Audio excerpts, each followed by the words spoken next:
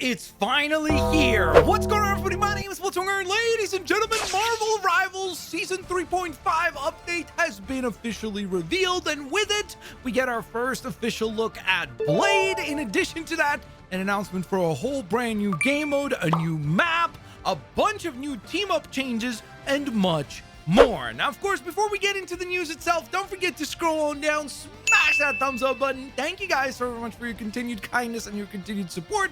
And without further ado, let's dive on in.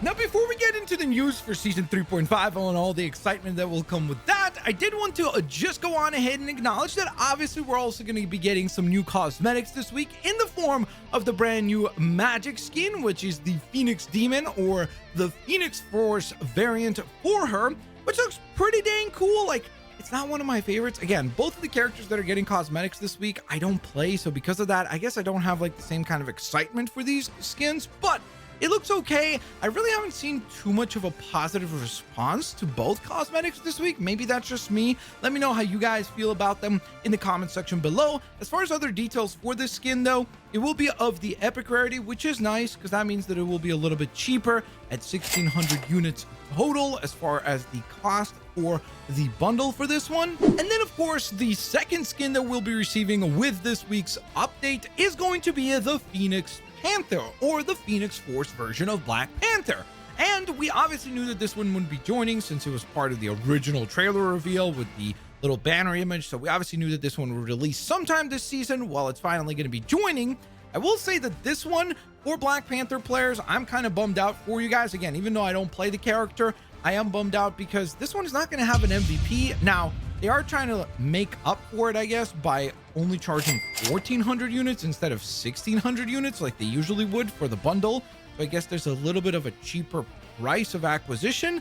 But personally speaking, I think that's kind of a deal breaker, the fact that this one doesn't have an MVP. And then on top of that, one thing that I did see a lot of people actually criticize with this one is the fact that they didn't even change up his ultimate to be maybe a little bit more of like a fiery energy, since after all, this is the Phoenix Force version of Black Panther. It would have been really cool if they maybe gave you like an ultimate VFX or something like that to make his ult look more, I guess, in theme or on theme with this particular skin. So let me know if you guys agree or disagree. I feel like this is probably the most underwhelming two skins that have dropped for this game since the game has launched. So if you're a little disappointed with this week's cosmetics and you'd instead like to get some free stuff, I've got some good news for you on that front as well, because they did go ahead and announce some brand new mid-season finals Twitch drops, along with which you will be able to get a free skin. So this is going to be kind of interesting because the way that they're doing these particular Twitch drops is in kind of waves, where there's going to be a handful of rewards that are going to be available starting with August 6th. So you can see there's the spray and the nameplate right here that you can get by watching for 1 hour and 1.5 hours. Then starting with August 9th, you'll be able to earn this spray and this nameplate right here. And then finally, last but certainly not least, most importantly, starting with August 10th, you'll then be able to earn a champion celebration emote, which looks pretty dang awesome. Looks like that will be for Star-Lord. And then, of course, like I mentioned, there is also a free skin that you can be unlocking with these, which is the Ignite Star-Lord costume, which I gotta say, looks pretty dang clean. So a nice little free reward right there. Hello everyone, Guang Guang here. So then let's get to the most highly anticipated news. The brand new Dev Vision Volume 8 for Season 3.5 has gone live, and with it, we've got a whole slew of news. So first and foremost, they did obviously go ahead and finally confirm that Blade will indeed be joining the fray with Season 3.5 as a duelist character, which means that for this season, we got two brand new duelist characters, both Jean Grey and, of course, Blade. So for those of you that were hoping that somehow, some way Blade would end up being a tank, no, he's officially a duelist character. And yes, he will be launching in Season 3.5, because I've seen people still say, oh, they're probably going to go ahead and delay him again. No, he's coming in Season 3.5. He will be a playable character. So that is definitely pretty dang awesome. So starting with August 8th, when Season 3.5 launches, we'll be able to play as Blade. Now, the other cool thing for Blade is that not only did they give us a little bit of a teaser of his little entrance MVP or selection screen, but in addition to that, we actually get to see him in action inside of the game itself, because we get to see that he will be a part of the Lunar Force team up, which is one of the team ups that will be getting a change up with Season 3.5. We'll be seeing Blade join the fray for Lunar Force. But that is not all, because we also learned that a few different team ups are actually going to be leaving the game altogether. So first and foremost, we learned that Guardian Revival will be getting vaulted and removed from the game with Season 3.5. That's of course the team up between Adam Warlock, Mantis, and Star-Lord, the little cocoon rezzing ability. So that is gone. So sorry to all of you Guardians fans. Additionally to that, all of you Luna Snow and Iron Fist players might be a little bit disappointed, but Atlas Bond will also be getting vaulted starting with Season 3.5. But on the changes front, that is not all. Of course, I've already mentioned the fact that Lunar Force, the current team up between Cloak and Dagger and Moon Knight, will see Blade joining that fray, which is interesting because obviously Blade is a new character, so it makes sense that he would be part of a team up. They've continued that trend. In fact, now that I think about it, I'm pretty sure that every time that we got a new character in the game, they get their new team up. So it's interesting that Blade just joins an existing team up. Like, I get it because Moon Knight obviously and Blade have the Midnight Suns kind of connection, but maybe it would have been cool if he had his own like unique new team up, especially since a lot of the trailers seem to tease like him and Jean Grey are working together. So I thought maybe they would have a team up of some sort, but at the same time, I guess teaming up two duelists would be kind of awkward from like a gameplay perspective. But regardless, we'll see how it actually works because they haven't shared actual statistics in terms of the numbers. In fact, in the actual dev diary here, they specifically say that as we get closer to the season itself, they're going to have a post that breaks down all the actual nitty-gritty details in terms of like, hey, here's how much of a health bonus you're going to get and how many points your HP is going to go up and so on and so forth. So when that all releases, you know that I'll break it all down for you guys and have it all nice and digestible in a nice video format. So stay tuned for that.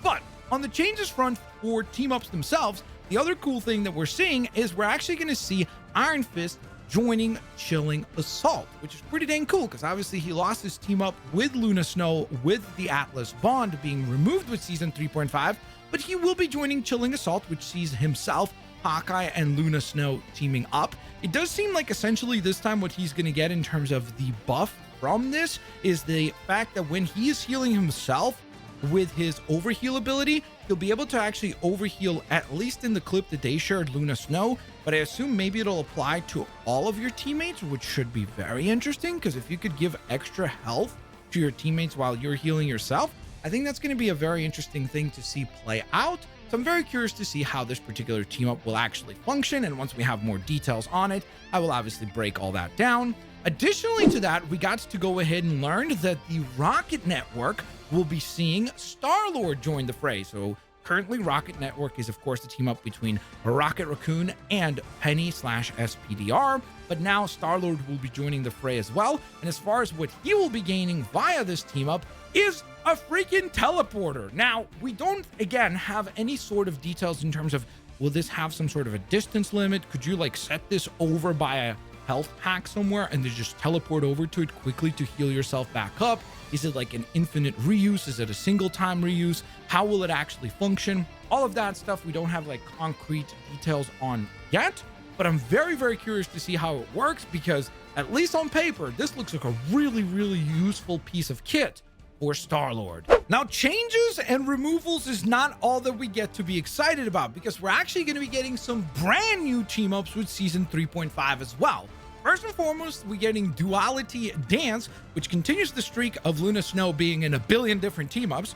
Seems like the Marvel Rivals developers are big fans of Luna Snow to include her in friggin' 1,000 different team ups, but she'll be teaming up with Adam Warlock. Again, we don't have concrete details on what the team up does from the gameplay that they shared. I'm guessing that basically it's kind of like the Soul Link effect that Adam Warlock has. Luna Snow will now have by attacking enemies, allowing her to, I guess, like soul drain health from the enemies to herself. So that is interesting, should increase the survivability of Luna. So I'm very curious to see the specific numbers for this one when those are actually going to be shared. And then finally, we're also going to be getting a brand new team up that sees Loki, Mantis, and Groot teaming up, which as a Groot player, I'm excited about that because it's something to look forward to for one of my main characters. So looking forward to seeing what this does to the character of Groot, and obviously also Mantis and Loki. It's again a little bit difficult to point out what is actually occurring in terms of like the effect parts or the I guess elements that are occurring, especially on the Loki side of things, because it just seems like there are these like random kind of flowers or petals spawning when he uses his totem spawn. So I'm curious to see there. For Groot, it's very easy to spot because essentially his wall is going to be able to go on ahead and heal now instead of just doing damage. I hope that it doesn't lose damaging abilities. I hope that it still does damage, but at the same time also heals. So again, from Groot's perspective, it seems like this is going to be a very, very useful team up to see play out. Oh, and I obviously can't forget Mantis because she's part of this team up as well. But in the actual dev diary, they didn't even show her. So we have no idea as far as what she actually does or what kind of benefits she's going to be gaining from this particular team up. And then finally, when it comes to team up changes, we also are going to be seeing a change to the team up between Hela, Loki, and Thor, known as Ragnarok Rebirth, because we'll see the removal of Loki, which we just learned, of course, he'll now be part of a brand new team up with Mantis and Groot, but he will no longer get the benefits of Ragnarok Rebirth, and that will be an exclusive team up just for Thor and Hela. Now, the next thing that we have to talk about is something that sounds extremely exciting, but the problem is that we don't really get to learn too much about it. So we're gonna have to hold tight and wait to learn more about it when it launches. What am I talking about? A brand new game mode titled Resource Rumble will be going live on August 22nd. Now, with Resource Rumble, they are also going to go on ahead and launch a brand new map, which is titled Throne of Null, which sounds super duper cool. Another Null themed map. Sounds pretty dang awesome. We don't really know too much beyond that outside of the fact that it will be launching in quick match, but we'll see what the actual mode is like.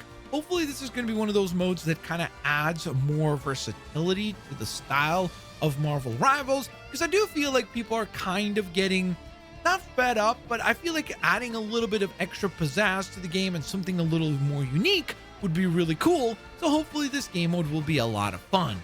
Now, they also talked about something called Operation Shields the Community, which basically just means that they are going to be a lot more hawkish when it comes to paying attention to what kind of things are being said in especially voice chat, saying that they're going to have human monitoring for the voice chat in the game itself, which I sort of doubt just because of the sheer scale of the game. I just can't imagine having human monitoring for every single match. That seems like an absolutely exorbitant task that would require an unbelievable amount of resources to dedicate to, but I guess we'll see how it actually works.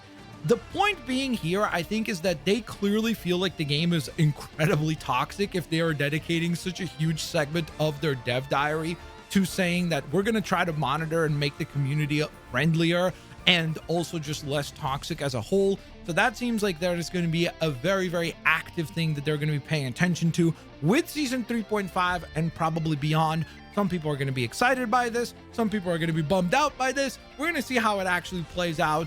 And I'm just curious to see what the, I guess, actual implementation of this will look like instead of just the verbal jargon that we got here in terms of like, oh, we're going to do this, this, and that. And I'm like, I really would just love to see how you're going to actually apply it without like false banning people or timing them out and that sort of thing as well. So I'm very curious to see the actual implementation of this new Operation Shield. Now, to add to that, they're also specifically stressing that with this season update, they're also going to go ahead and pay attention to competitive quitting penalties and point compensation, where essentially what they talked about is that they are really annoyed by the fact that when someone leaves, like a teammate leaves halfway through a comp match, it sucks to lose that match because, well, it feels like you really didn't really have a chance because you're one player down. So they're trying their very best to try to come up with a system that will not penalize you as heavily when you lose where a teammate leaves. They're also trying to make it easier to actually surrender a match in those circumstances, saying that they will now only require one vote less than the number of players left. So What that means is if, let's say, you're in a match and you had 2 people drop out, so you would typically have, what, 4 people remaining in the match. So by going ahead and saying that you only need 3 people to agree to surrender, it will go through with the surrender vote, trying to get you out of that match as quickly as possible so that you're not getting more toxic and feel like you're more and more annoyed. So I do like that they're trying to pay attention to this. Again, I'm very curious to see how it actually works in implementation and if it actually curves the negative behavior from people quitting competitive rounds. And finally, another exciting detail specifically for PC players, they announced that starting with Season 3.5, they have completely rebuilt the way that the shader compilation system works,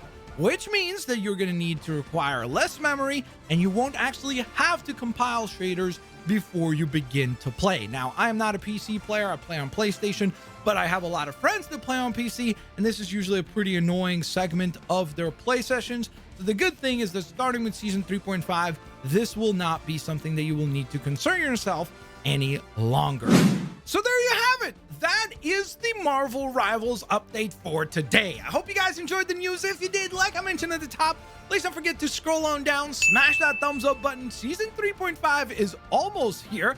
Kind of crazy how fast we went from Season 3 to 3.5. I really do like this fast 1 month turnaround window for these new seasons, or I guess mid-season / season updates. So that is definitely pretty dang exciting. I am so excited to play as Blade. Cannot wait to give that character a go. I hope that I can learn how to play a melee-ish character, because so far I've had a really tough time in this game with most melee characters. So I'm curious to see if I can become decent with Blade. And then beyond that, obviously, like I mentioned during the video itself, they are still working on the specific balance changes. So once that is live, fear not, I've got you guys. I'll do all the reading, I'll break down all the information and have it all for you guys here in a video format. So in order to not miss out, make sure that you're subscribed, have your notifications turned on, and of course, I will always hopefully see you guys here on the next one. Have an absolutely fantastic rest of your day. Peace out. See you laters, alligators. Bye-bye, everybody.